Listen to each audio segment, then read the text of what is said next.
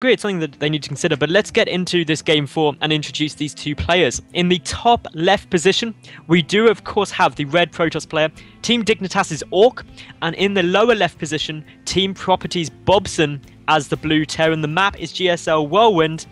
I am Mados, I'm here with Zoya, and do you have any predictions, kind sir? This is just a weird map. It's a really big map. This game always produces the weirdest games. It's either a really quick all-in from someone and they win, or it's these long macro games that can go either way. This is a hard map to pick. We have to wait to see where their builds come out. Like I said before, in the other games, I think Ourk is the better player. We've seen more of him, throughout the higher-end tournaments. I am going to side with Ourk. If I had to pick a number, I think it'll be 4-2 Ourk, or excuse me, 5-2 Ourk. But these guys are complete unknown to me, Bobson, so he can always surprise you. Indeed, and that's something I love when you have someone who is a bit unknown, you don't know what they're really doing. I've cast a couple of Bobson's games, namely the most notable being against Adele Scott, Marine King, and also Morrow, where he's done very well against them on the ladder, but it's a different environment being a best of 9 compared to a ladder game. You have to be able to adjust your play, and so far, in game 1 and 2, Bobson went for identical builds. In game 3, where he took it, he went for an all-in. That worked, admittedly, because Ourk was also all-inning. But, yeah, we'll wait and see what happens from these two in Game 4. I'm excited to see if Bobson's going to bring it back. I reckon it's going to be a bit closer than that now, to be honest. I reckon we could be seeing this push to 8-9 games. That would be awesome, Just because my prediction says, 5-2, I would love to see it, go to a 5-4 or a 5-3, just bring it out as long as it can. Because that's always more fun for the players, more fun for, well, I guess maybe not more fun for the players, whoever ends up losing that, but it's always more fun for the viewers, as well as us casters, We do enjoy casting games, and the longer it is, the more tense, the more, of a fun atmosphere it gets. Indeed it is, and I love the tension of it. And now we're going to be in a situation where, obviously, going into Game 3, Bobson was under so much pressure, being 2 games down. It's obviously not game-breaking, it wasn't match point or anything of that, but it was a situation where, hang on, I'm 2 games down, I've really got to step up, and Bobson did. Ourk made a couple of mistakes, maybe he felt a bit too confident, but from now, Bobson's like, hey, I'm still in this, I've taken a game. It gives you that little edge, that little bit of confidence that can really, really help. And we see it all the time where if you don't have the confidence in your play, you're going to make mistakes. Be that at any level, be that at GSL, be that at a little online show match, be it on the Play 'em Daily. It's always a massive factor in your own belief in your play. Yeah, no, definitely. And for those of you who don't know much about Bobson, he did not have a Wikipedia page. I tried looking him up beforehand, and we got to talk to him before the show match. He's 20 years old. He's been on props since I believe release is what he said. And he's majoring in computer science. 20 years old. He's trying to make his way into the pro gaming scene, and he's been playing pretty well. I like his play so far. He just needs to change up a couple of things. Not like he's getting completely outclassed by Ourk. These small factors that are losing him the game, and hopefully you can adapt to that during the best of 3 or best of 9, and change your games for the later matches and take the series. Indeed, and the one thing which we have mentioned all the way through this series is I'd love to see Bobson utilize drop more. I mean, this isn't really the map to do. There is the option to come in onto the main base, and they are of course in the vertical spawn. There is some room to drop into the natural as well, but what do you reckon? Do you reckon we'll be seeing some more drops from Bobson, or do you reckon he's gonna just play with this very kind of death ball army in the center that we've been seeing in Game 1 and 2? I mean, I would like to see him drops. Any map you should drop. It doesn't have to be spam drops. It doesn't have to be like 4 out at a time. You can just do 1 drop for the Marines. Any form of pressure versus Protoss is what you need to do. I would hope he would do it on this map.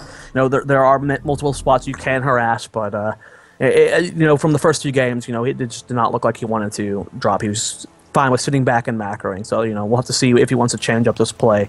Or showing the game the same style from Game 1, going for the 3-gate robo off of 2 bases, going to be taking up, and Bobson doing the exact same thing as well. 3 backs, getting that fast stim before factory. Engineering bay times at the exact same time. Going to be starting that +1 around the 7-minute mark. Very same as game number 1 build order-wise. You can't really get much more identical to build Bobson's done. He obviously does this so often. It is that well refined. He's getting up the second bunker as well, clearly feeling a bit threatened by that stalker. And if we look at actually Bobson's vision, he does know that the natural base is down, but he doesn't know anything else what's coming up behind this. So maybe he's a little bit concerned, because we did see that 5-gate pressure previously. So perhaps just preparing just in case for that. He took a lot of damage, and maybe maybe he's just altering his build slightly, being a bit safe, which isn't a bad decision on such a big map, playing a little bit safe earlier on. Yeah, like I said at the start, Whirlwind's a map where you either get the really fast all-ins or people go for the macro games. You know, you sometimes see two-base all-ins, but it's not very frequent. You know, you either get the really quick four-gate, which is why you wanted to build the faster bunkers, or both players are just, content with macro, going for the fast three bases. And, yep, Ourk, again, doing the exact same build as Game 1 still. You know, the double forge timed at the exact same time, going for the robotics bay at the exact same time, skipping the immortal production, going straight for Colossus. You know, he is, content with macro. And seeing the both builds from the first game, this is definitely going to be a long game, and hopefully Bobson changes up his mid game at least a little bit, drops, harasses a little bit more.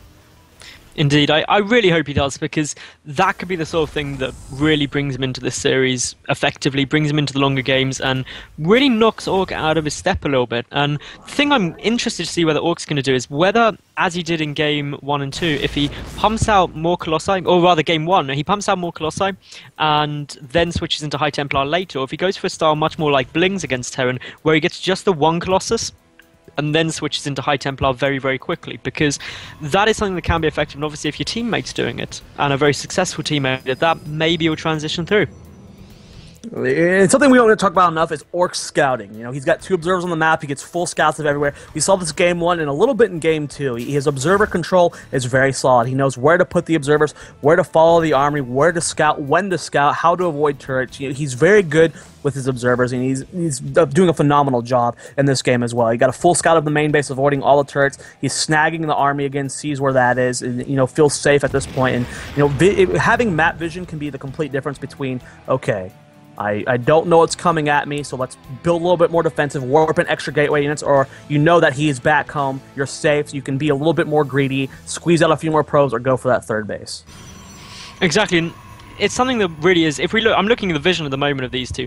Bobson has very little vision. He has very little clue what Ourk's doing. He has no idea about the forges. He has no idea about the Colossus tech or anything at all. Ourk also is gearing up ready for the drop, potentially coming into his main base. He's got the observer there. But I find that interesting because obviously Bobson hasn't been doing that at all. So Ourk really just preparing for somewhat the worst, but it is going to move some of his army out of position to deal with this push that could potentially come into the front of the base, although it is getting spotted now by that observer. So is Ourk going to pull the rest of his units? We'll wait and see. Well, here comes that engagement, poking up here with the Marine, getting a scout off, sees the Colossus. Nice scout there. Has he scanned the double forge? No, he has not, so he does not know about that. He's delaying that third base again. This is, we've seen this all game, every game that's been a macro game. Ourk loves putting these pylons at this third base. Hopefully Bobson gets picking up on this for later games and can stop this pylon from delaying his third base. Delaying it in the slightest at all is always going to be helpful. Anything you can do to slow down your opponent is always good. And I love how Ourk has been doing this successfully all three games.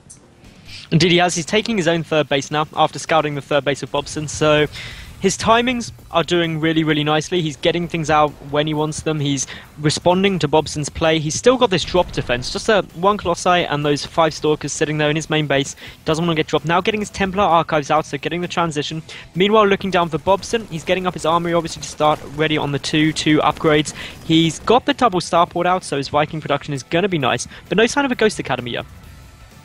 Yeah, you usually get the Ghost Academy on the 13-30 mark. It gets a fast Colossus building player. We'll have to see when he throws that down. He's already got the double starport down relatively quick. I like that decision. He hasn't been doing that most games. But we go back to the fact that he didn't scout that double forge. His upgrades are quite a bit behind. The 3-3 is going to be done quite a bit before the 2-2 or before the 3-3 is done for Bobson. So Ourk's going to have another nice timing. We saw him in Daybreak hit that 3-3 timing and completely just take control of the game from then on. Indeed, it's one of those key things, and if you don't get that scout off, and you don't, it's possibly a fault in Bobson's play all the way through, as he has been a bit slow on his upgrades, and I would argue that that's cost him a couple of games, because when you do have a Protoss player with those 3-3 upgrades, with a great economy behind it, you're not going to engage that well, and then the follow-up push is just going to be stronger than what you can deal with, and ultimately that's what we saw. It's okay to be slightly behind on upgrades if you're going for a drop-heavy style. We see Marine King Prime. He'll be, in the late game going up 2-2 versus 3-3, but be just fine because he's been harassing the entire time, keeping the probe count down low. But, you know, to be behind on both upgrades and not harassment is just a little bit off. You know, you have to be able to slow down a Protoss player. Chrono Boost just gets you way too far ahead. So, you know, Bobson, you know, as we said from game 1 and 2, though, look at his macro. His macro is phenomenal. He doesn't miss a beat. He keeps in his mineral count fairly low. He's already up to 173 supply versus the 134 of Ourk, you know. And there we go. We got our first 2 drops moving out across on the left-hand side of the map. Going to try and drop the main base and do some damage. And the army is way out of position. Exactly, there's nothing there. There's no defensive force at all. Some Stalkers are getting warped in ASAP. A Photon Cannon getting thrown down, but instantly sniped off. And, well, this army's going to have to get back quickly. What is Bobson going to go for? It looks like straight towards the Templar Archives, and he should be able to snipe that off quite comfortably. Yep, now Storm was researched from it, so High Templars do have Storm if he has any on the field.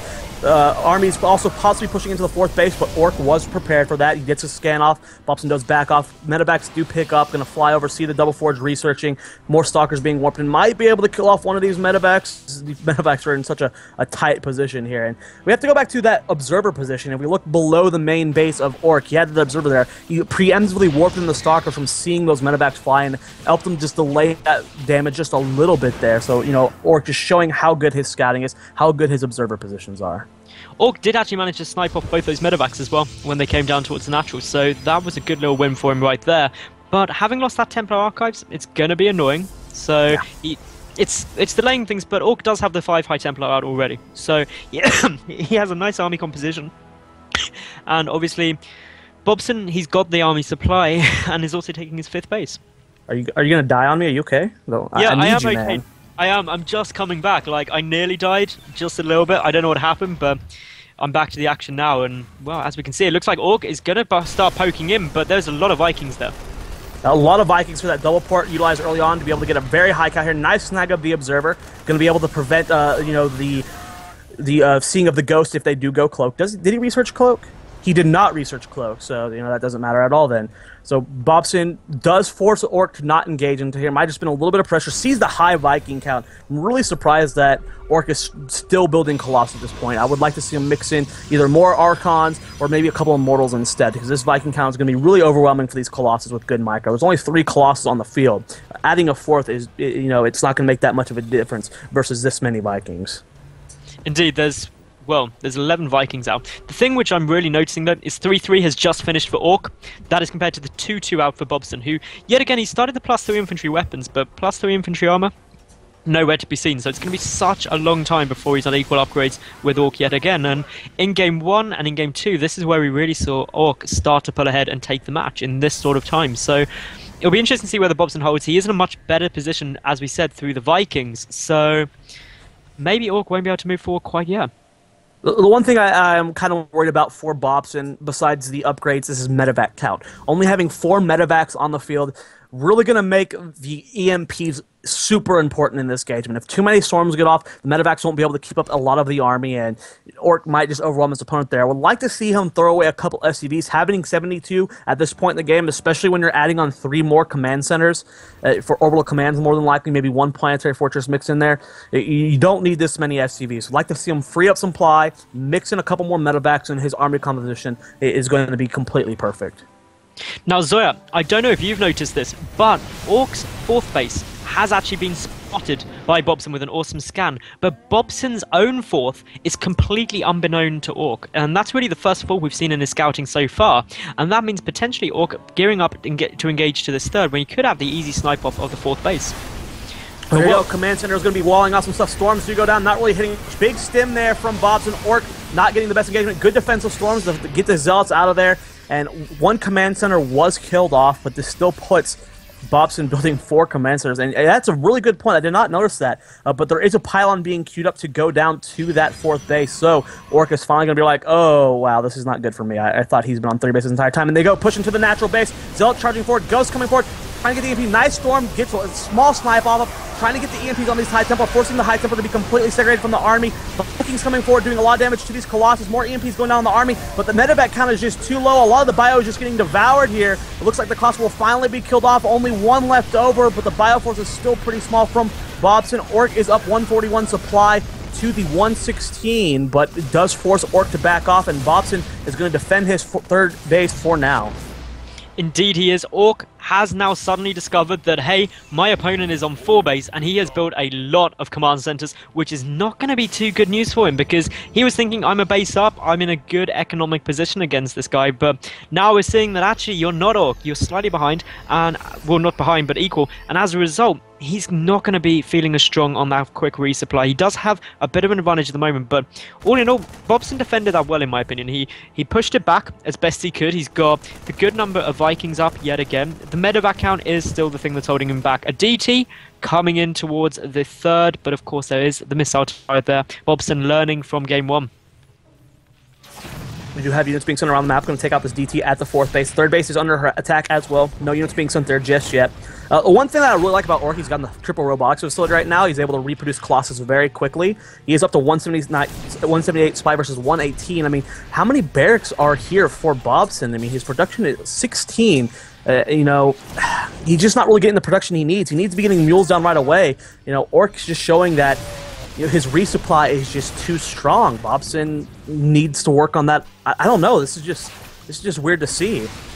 It is indeed. Now we're going to see that this 5th base out of Bobson is going to take a lot of damage. Now units being pulled down, all of his armies out of position. There was also a DT running into the 3rd base of Bobson before this, which got 14 SCV kills. Even though there was a missile turret there, it was not able to pick it up. We now see the 5th base for Bobson get taken down very quickly indeed. A small little counter force though of Marine Marauder coming into Ourk's own 4th, which is literally only defended by 2 cannons, so not much, but Ourk is taking this 5th base up in the right position, so he is trying to expand out but could lose this Nexus almost certain. He's warping in some units as quickly as he can, but they are getting taken out. 2 DTs is a good choice for the scan hits, precisely as needed, and so even though it's delaying, that Nexus will go down before these Stalkers get in my opinion, should Bobson choose to focus it.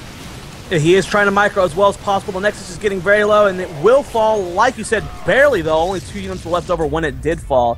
So a close kill there from Bobson, but it's interesting to see how, you know, his macro was so solid throughout the game. He was even on bases. He took the faster 5th base, but, you know, there's just not the bank that Ourk's been getting. I don't know if he's been muling enough, if he's been, you know, just spending more scans, but, you know, that again, all 3 of the macro games, Ourk just gets way ahead on the resupply. Look at this supply count, 198 to 104. I mean, Bobson has been playing phenomenal through the early game. It's just macro, you know, to getting up that bank towards the late game is not good enough. And Ourk, I don't think Bobson can hold this next push, and if he does, he won't hold the follow-up because Ourk's already got a bank going, whereas Bobson, he's floating more gas than minerals by quite a bit. Indeed he is, and well, Ourk, he's hiding up, he's looking there, he's sitting with the observer, trying to decide, hang on, when do I want to engage? And that is just such an important thing, is he knows he's got the bigger army, but he still wants the best engagement he can possibly go for. He wants to get the safe engage, where he knows he's going to come back strong, because even when you are ahead, one bad engagement at this stage of the game can really start to hurt you, but I think this is a wise choice by Ourk, pushing in towards this 4th base. He's got to be careful not to leave his Colossi exposed though from the back, but he's keeping them all clumped up, he's keeping his army together. Straight away with this 4th base loss, Bobson is in massive problems when we see Ourk already there with that top right base, as well as the 4th getting rebuilt as we speak. Yep, nice snipe of that 4th base. This puts Ourk or Bobson down to 3 bases. His natural base is almost completely mined out. His main base is not mining at all. Bobson is so far behind economically right now. If we look at Ourk's mineral gas bank, he's got so much enough for another resupply. You know, Ourk is in a phenomenal position right now. And I think it goes down to the fact that Bobson, yeah, he did try and drop. Well, what did he get? A Temple of Archives? That's it? I mean, he didn't delay the economy. He let Ourk do whatever he wanted. You know, that's the one drop he did all game. He tried a little bit of multi-prong harassment, but, you know, it didn't, you know, slow down the economy of Ourk at all. And Ourk's just, you know, he's sitting pretty on a decent-sized bank where, you know, his opponent, he's mined out. Well, it's not only that, Ourk, he's gearing up to go up to about 20 gateways and 3 robotics facilities. That is going to give him the potential to resupply so quickly that even if he loses this entire army, even though he's got a huge supply advantage, as we've said, the huge economic advantage plus the resupply capability just means that it really is Ourk's game to lose. Yeah, and he would have to do several mistakes very quickly, as in moving his own Colossus into each other or something. This is just so far ahead. Now we do see a double drop coming across the map. Ourk does see it with a probe, and he does click on the probe to see the medevacs moving out, so he does know that double drop is moving across the map. Good scout there from Ourk. Like we always talk about, look at his map vision. If we can look at his vision on the map, he has vision everywhere. He's got observers everywhere, probes everywhere. This guy is so good at keeping tabs on where the army could be. It's really beautiful to see him play this well. And the Stalkers, they do get both of the medevacs before Bobson even has a chance to react, and that means that the 5th and 6th base from Ourk are still unbeknown to Bobson. He has no clue they're up there, and that's probably playing a major factor in Bobson still being in this game. I think he'd be a lot more uncomfortable if he knew that this 5th and 6th base were down and how much of an economy Ourk does have behind this. Because seeing here, Ourk's at 79 probes to the 29 SCVs of Bobson, and no matter how many mules you have, that is not an even economy. Yeah, and more SCVs were killed off there at the 4th base, so DT did float in there. And now Ourk does realize that the 4th base is being remined from. Ourk getting that Warp Prism upgrade, going to start utilizing it. And with the Warp Prism upgrade, we saw him do it both Game 1 and Game 2. He went for the Warp Prism attack in the main base while pushing the natural. This is, the sign of him getting ready for that final push. And as we can tell here, Bobson, 31 minerals currently versus the 4K minerals of his opponent. Unfortunately, the only gas-heavy, low mineral-heavy unit for Terran is the Raven, and with the new Seeker missile design, doesn't work too well against a Protoss player. You can maybe snipe a couple Archons and Colossus, but it's not near efficient enough to be able to do any serious damage. Indeed, we're seeing here that DT has yet again done huge damage down to the 4th base of Bobson. The Colossi are out of position though, and the mass numbers of Vikings are going to be able to snipe too very quickly, but the Archon's coming in quickly. Storm's trying to go down, unfortunately not quite where Bobson was going, and well, the Vikings actually getting some great snipes out. There's a huge number of them though, up at 16. Only 3 Colossi remain on the field. The Storms have pretty much been used. There's a bit of energy on some of those High Templar, but Ourk in full retreat. He's going to have to resupply, and as engagements go, that is pretty much the best Bobson could have hoped for. Yeah, but at the same time, though, he lost his 4th base to a DT. Not something that you want to have happen in this stage of the game.